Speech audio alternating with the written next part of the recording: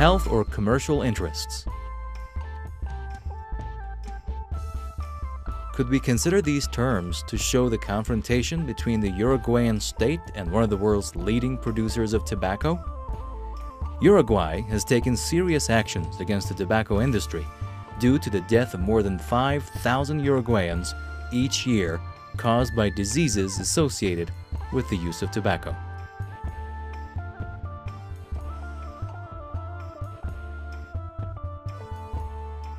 The measures have done much harm to the tobacco producers. The small South American country, with a population of 3 million people, has brought a lawsuit against one of the largest tobacco-producing companies in the world, Philip Morris. Uruguay is defending its right to ban tobacco-related commercial practices in order to improve the health of its own citizens. In the meantime, Philip Morris is fighting for its right to do business, which they believe has been violated.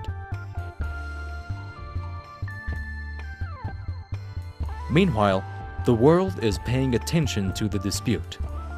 Whatever the outcome, the decision will be a milestone concerning countries' right to fight against smoking.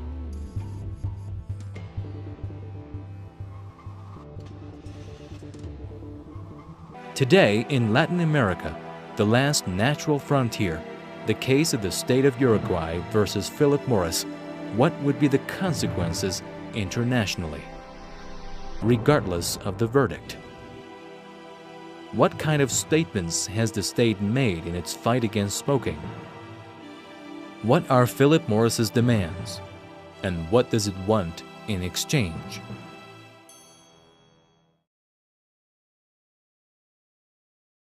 Around the world, there are disputes over tobacco mainly to know whether preventive measures can slow down demands for tobacco and reduce the side effects of smoking.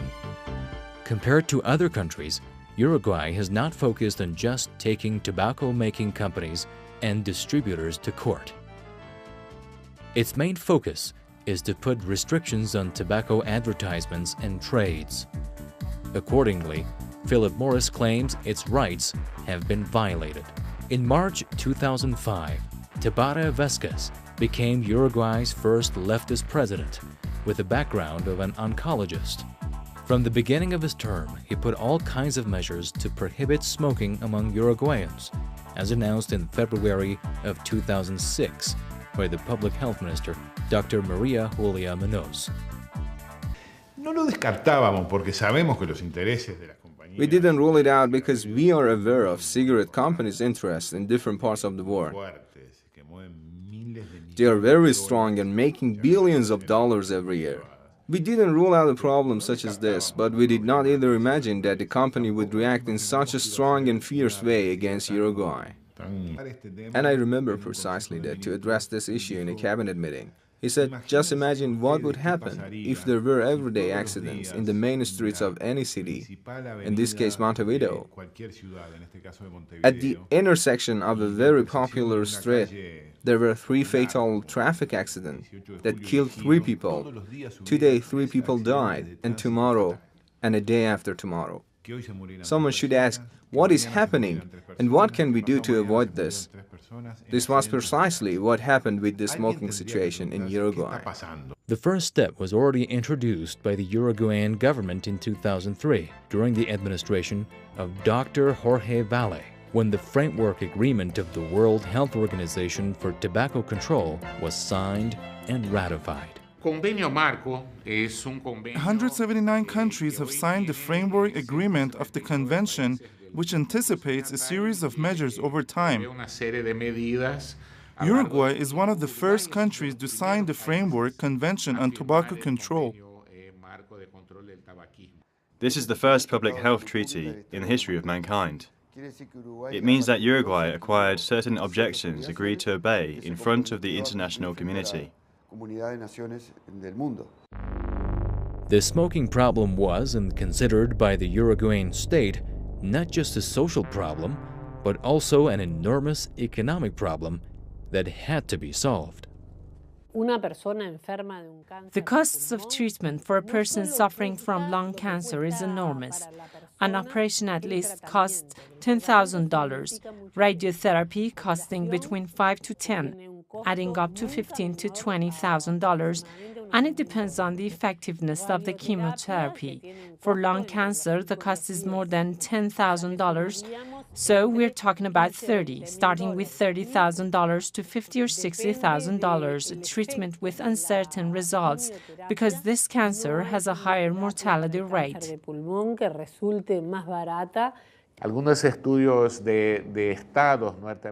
Some U.S. studies in the beginning of mid-90s, they even contacted tobacco companies which were paying millions of dollars to public health system, indicated that your spending on the health system may be 4 or 5 times more than the revenue that the state is earning from the tax on cigarettes.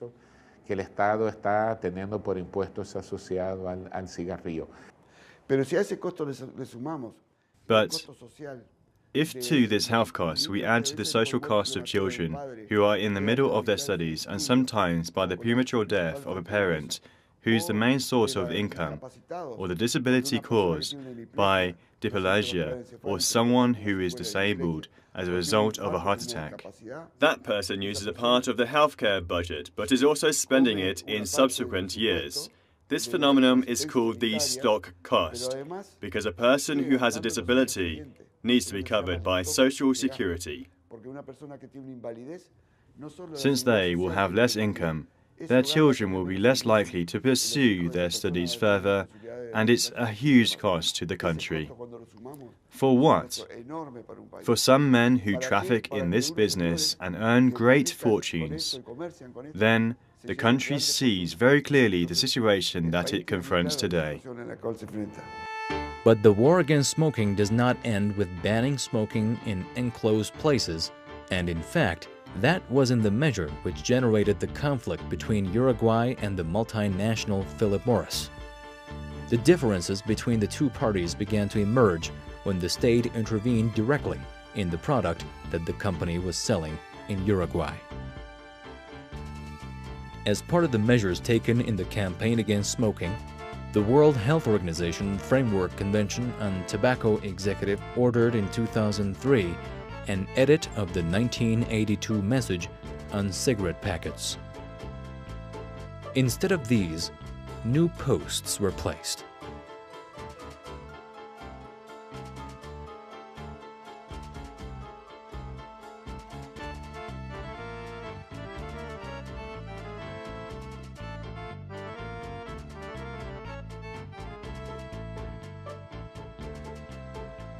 As time passed, it changed again to other messages like "smoking stinks" or "smoking can kill you." It is very rare that someone after the early 20s begins to smoke. In our case, in our country, more than 80% of smokers start smoking before the age of 18. So that's where we have worked hard and achieved amazing results. We were worried about how to reach young people with something that really would give an impact, something unattractive, something unappealing, so that young Uruguayans would not start smoking. After research, we saw that young people, especially women, are interested in the health of their mouth. Therefore, our images focus on mouth images.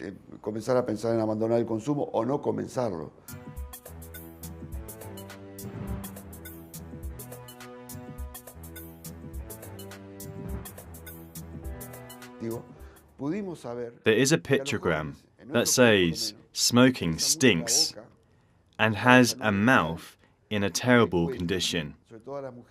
And another says "smoking causes bad breath." All this takes off the glamour that the industry for decades tries to put on the cigarettes. So these are the strategies that we have and used, and why, when we are now passing the line and evaluating the results of this policy for 5 years, we say, well, This policy was really effective because we were in a prevalence of adolescents over 30% and we are now just over 18. We lowered 12 percentage points in 5 years, and that's very important. Also, other written messages directed at smokers were added, and these new warnings were accompanied by stunning deterrent photographs covering almost 50% of the total area of the packets. The greatest impact is the ad that threatens impotence, and the one that people recognize most has an enormous impact. I've seen people go to a kiosk and ask, "Give me one that is bad for pregnant women, but don't give me the one that causes impotence."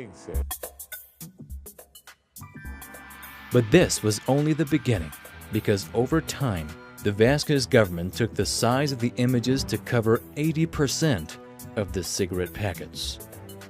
Other measures implemented by Uruguay were to prohibit the tobacco subtitle, light or soft.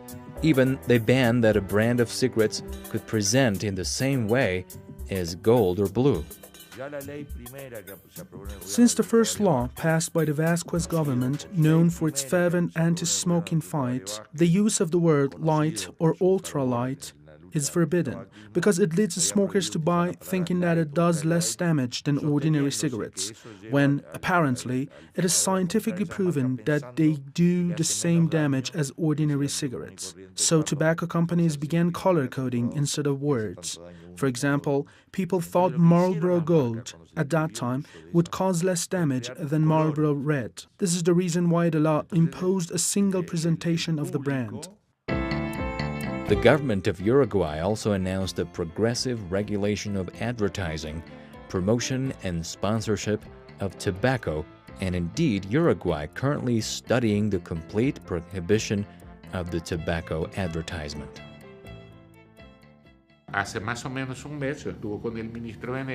About a month ago, that Venegas was with the minister in Parliament, in the Health Committees and House of Representatives. A bill was introduced delivering the last missing element to Uruguay, which prohibits propaganda in outlets and newsstands that still have the color to identify a particular brand of cigarettes. And the new draft law was in the two Houses of Parliament to improve it. En las dos casas del Parlamento ya avanza en eso. Y es probable que ese sea el último escalón que hay que... It is likely that this is the last step we have to take. In Uruguay, we have always been very gradualist, and especially with the issue we are facing now, this international trial. I think it would also be very wise to see what the result will be, and will there be definite prohibition against the propaganda on cigarettes? La propaganda sobre el cigarrillo. Uruguay is obeying the recommendations and would be the first country in the world to fulfill them completely. How did the Uruguayan society respond to the series of measures taken by the government? Was it a successful campaign? Over time, what happened to those goals that the government had already set? Did the government achieve any of them? We have conducted nationwide opinion polls, and they have shown that over 90% of the population support the policy, including many of the smokers. We're down to 30% tobacco prevalence in the population, and that, in a few years, is a great figure to represent successful health policies of a country. Since then, many countries have seen it as a model to follow. It's been seen by industries as a model to attack through. So Philip Morris attacks us not because of the damage that Uruguay's small market can cause to the huge company of Philip Morris, but because of the measures which any country could apply under the Framework Convention to achieve drastic reductions of tobacco use.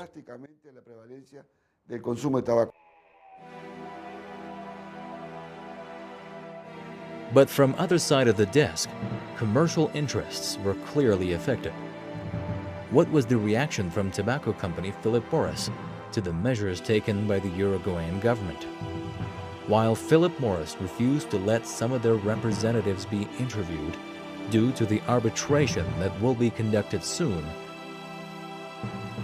Officials made it clear what the exact point of conflict was. Aval Brothers is a Philip Morris subsidiary in Uruguay, established in 1877, but in its current form from 1945.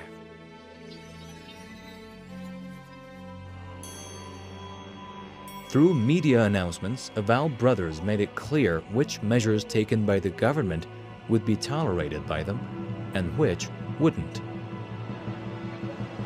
The company neither opposes the ban on smoking in enclosed public places and the restrictions on advertising, nor considers the warnings on the packets of cigarettes or removing terms as light or mild. But what would not be willingly tolerated by the company, and what is the Uruguayan authorities' response? The tobacco company rejects the government's measure, which states there can't be more than one presentation of the same brand.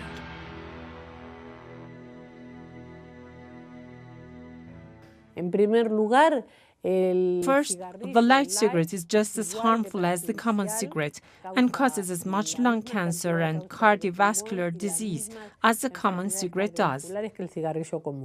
We are working in the factory and know that, in fact, the light is not less harmful. It is simply a cigarette which has another filter resistance to the passage of air and nothing else.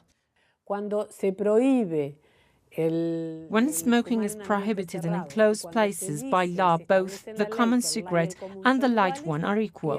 What did the tobacco companies do? They use colors reminding people which brand is light by prohibiting new brands from reminding people the light because it is a lie that is used for selling more. Its selling is based on a lie about its products. So, in the case of Philip Morris, it was forced to take 7 of its 12 brands off the market, and that caused, obviously, a major economic damage and a substantial loss of market share.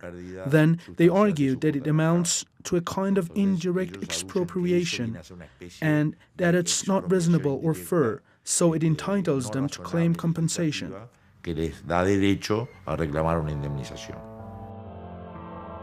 In a statement, the company claimed that consumers unable to access these products turn to competing brands by counterfeiting goods and contraband. According to Philip Morris, 1 out of 4 tobacco products made and consumed in Uruguay are counterfeited and contraband, which is one of the highest rates in the world. The smuggling issue involves a lot of corruption and illegality in this topic, but this happens in all countries. It is a very difficult subject. The problem is to know the volume or market share that is consumed through smuggling, and, as I told you, in our country it is not very high. We are trying this, if possible, to make it 0, but that is very complicated. But also for the company, the photographs that appear on the packets should be replaced with other ones qualified as more reliable, since the company thinks that those listed are shocking and sensationalist, designed to generate feelings of revulsion and disgust, even horror. This is what a responsible anti-smoking campaign in Uruguay responded.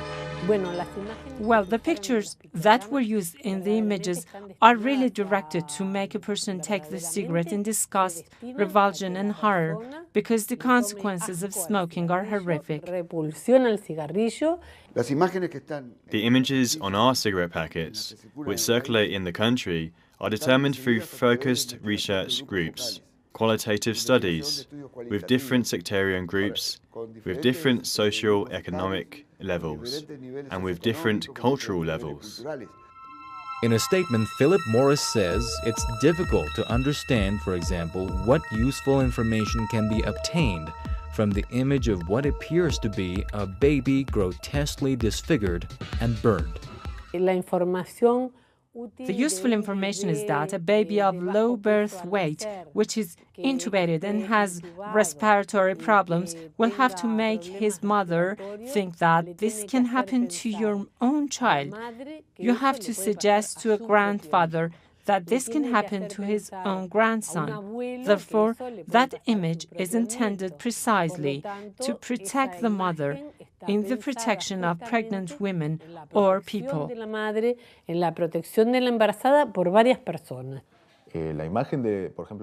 The image, for example, a premature baby in palm of hand, is a newspaper picture taken from a mother who smoked throughout pregnancy and had a premature baby.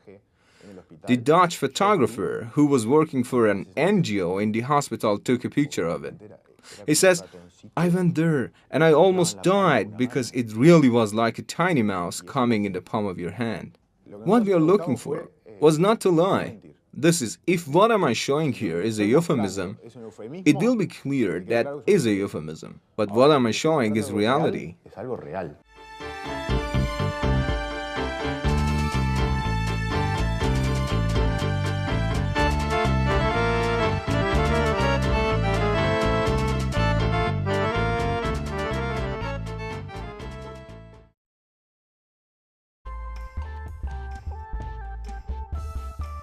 Could we consider these terms to show the confrontation between the Uruguayan state and one of the world's leading producers of tobacco? Uruguay has taken serious actions against the tobacco industry due to the death of more than 5,000 Uruguayans each year caused by diseases associated with the use of tobacco.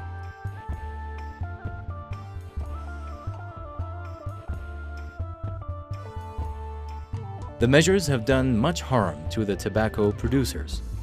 The small South American country, the world is paying attention to the dispute. Whatever the outcome, the decision will be a milestone concerning countries' right to fight against smoking.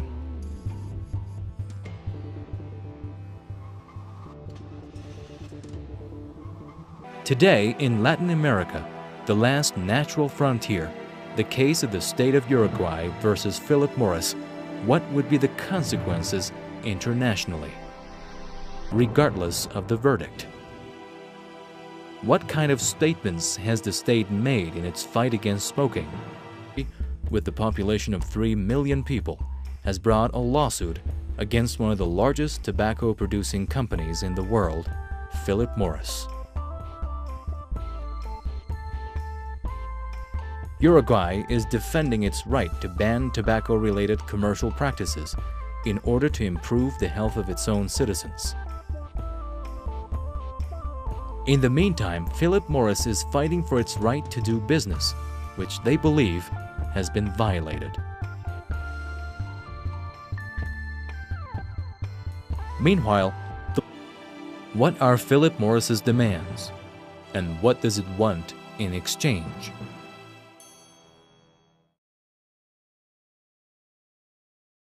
Around the world, there are disputes over tobacco mainly to know whether preventive measures can slow down demands for tobacco and reduce the side effects of smoking. Compared to other countries, Uruguay has not focused on just taking tobacco-making companies and distributors to court. Its main focus is to put